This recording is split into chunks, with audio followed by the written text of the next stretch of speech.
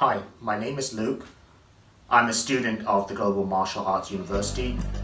I train in both Bujitsu and Muay Thai, and you can see this is the area of my flat where I keep all my training equipment.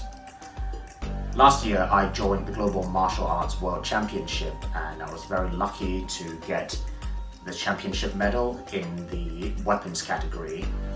So today I'd like to talk to everyone a bit about my experiences joining the championship last year.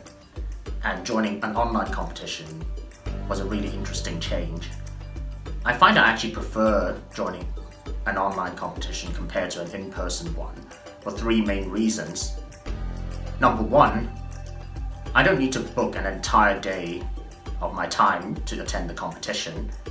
For a real world competition, I frequently need a lot of time for traveling, to pack my equipment, to change, and other things like that.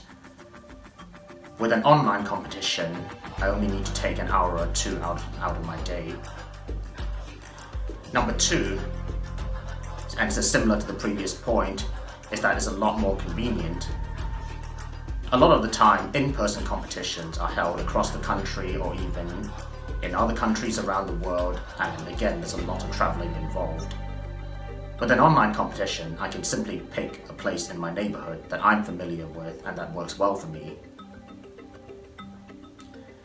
And the third reason I prefer online competitions is that there's no waiting time. If any of you have joined competitions before, I'm sure you're familiar with the experience of going into a sports center, having the opening ceremony, and then spending a few hours waiting for your name to be called. With an online competition, there's no waiting time. You simply turn up at your preferred location, you perform, you record yourself, and then you're ready to upload. For anyone planning on joining the Global Martial Arts World Championships this year, I have three top tips for you. Number one, train as if you're going to an in-person competition and you only get one shot at it.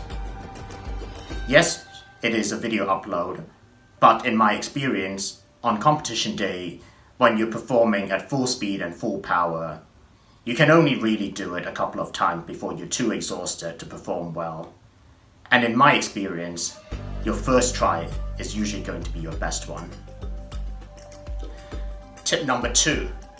If you're planning on performing outdoors, do check the weather in advance.